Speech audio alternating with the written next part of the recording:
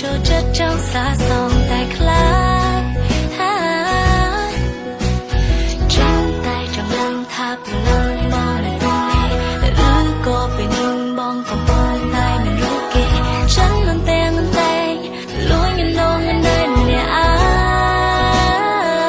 ងមានគេប្រាំថាបងបានមកពីសងសាគេធ្វើបាបចិត្តជីបា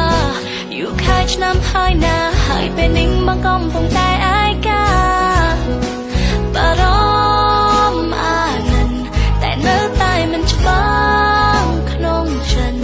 ទាំងនោះអាចជាពីប្រណិននៅតែចង់ដឹងការមិនបានឬទេបើសិនជាសួរបងថាតើបងមាននៅថែឬនៅ